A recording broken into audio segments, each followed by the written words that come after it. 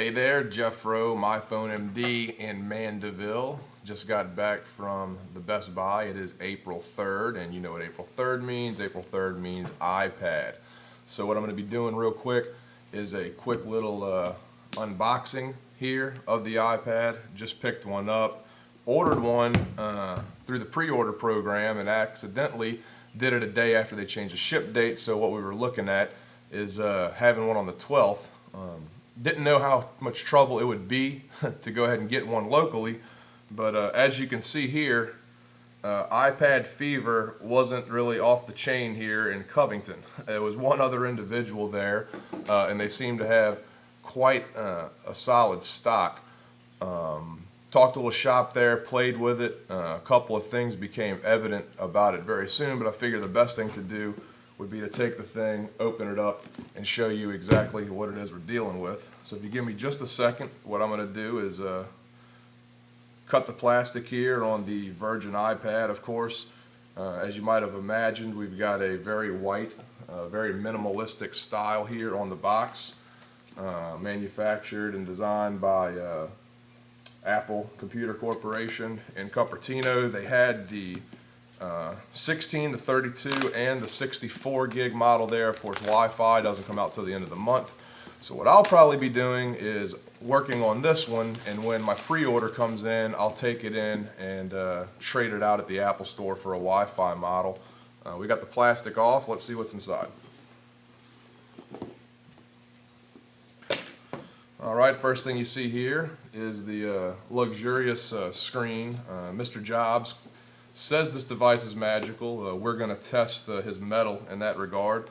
Packaging seems very similar to the iPhone. Peels off the front, peels off the back. Looks like the iPhone is well inside the box, except for where we're white instead of black. Pull out the insert. I'm sure there's a minimal instruction manual in here. We're going to get there. What else do we have? We've got a mini sync cable, 24-pin dock to USB, and surprisingly, or not so surprisingly, depending on your knowledge of electricity, charging block, quite a bit more substantial than what you're used to seeing on the iPhone. A little fold out. It almost looks like a miniature version of the MacBook charger, like the MacBook charger and the iPod block got together and had a little fun on a Saturday night. What else do we have inside of this thing? Lots of plastic, white, pristine, and clean. And that's really all that there is in there. I would go as far as to venture that there might be a cleaning cloth in here. Who knows, maybe not. Apple's not big on providing instructions because they feel their products are pretty self-explanatory. So what do we have here is a volume button, power button. That's pretty much all of the description. Oh, and home button. And on the back, learn more here at apple.com/iPad.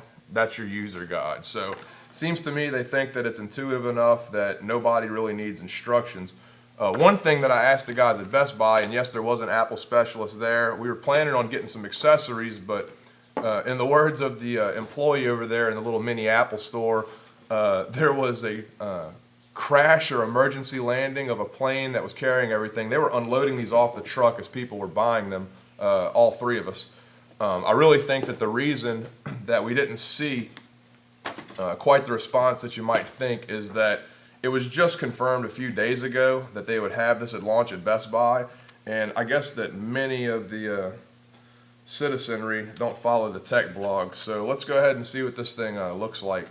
Again, the back appears to be some form of anodized aluminum, and the Apple logo is plastic, which is interesting. I know that on the first gen iPhone, the Apple was metal. It was chrome to match the anodized back, and you had an antenna cover at the bottom so that you could get Wi-Fi out. I wouldn't be surprised if this is how your signal is getting out of the thing, through this plastic Apple.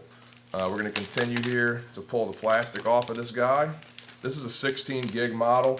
It is the least expensive of the ones available, and I got to tell you, the first thing that jumps out is how light this thing is. I mean, it is 1.5 pounds is what it weighs in at. It feels nice in your hands. You know, I would be concerned, obviously, if you drop this. This is a 9.2 inch piece of capacitive glass. If you've ever dropped an iPhone, you know that it's not too difficult to smash one. I would think that if you drop this thing, it's going to be toast. We've already got spec sheets on parts. At the time we got them, they hadn't been tested because this hadn't been released. But hopefully we'll be able to address any issues you might have with this in the next couple of weeks.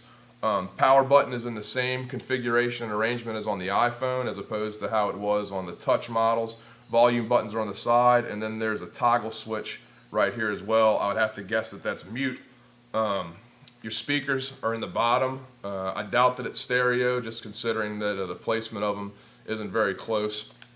There does not appear to be, oh, there it is, a headphone jack, and I would guess right next to that could possibly be a microphone, but we're not going to know the truth on that until we get there. One thing that's funny is the home button really appears to be rather small. I just went ahead and hit the power button, and it's telling me to connect to iTunes, if you can imagine that. I'm going to follow the instructions here, and if this happens fast enough, we'll continue this little discussion. If not, we'll break away and come back. I've got iTunes open. I'm going to plug it on in, which I just did. It picks it up immediately. iPhoto's opening by default.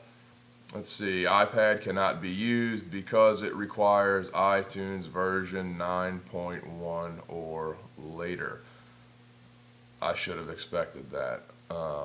So what I'm going to do right now is be a good little bear, and I'm going to go ahead and update this software. This wasn't a tech demo, this was more of an unboxing, but that's what you know is in the thing. I was able to play with the ones at Best Buy. They were in demo mode, so some things were there that aren't going to be here, and some things weren't there that are going to be here. But one last thing I'd like to tell you is the ones that they had there were laying down on the counter, but they were on some sort of a rubber ring, very Apple, very pretty, clear plastic that put them up at a slight angle. As you can imagine, laying this thing flat on a table doesn't really seem conducive to making it work. The case that they sell with it that we wanted to pick up actually folds behind itself and allows the thing to sit at an angle on a table. But in any event, that's it for the unboxing of this thing. Apple, very minimal packaging, but of course you do get your trademark stickers, so that you can throw these on the back of your hatchback and display your fanboyism for all the world to see. Well, this is Jeffro, myPhoneMD, signing off. I'm going to go ahead and update my iTunes, get this thing up and running, and maybe we'll have something better to show you in just a little bit. Have a great day.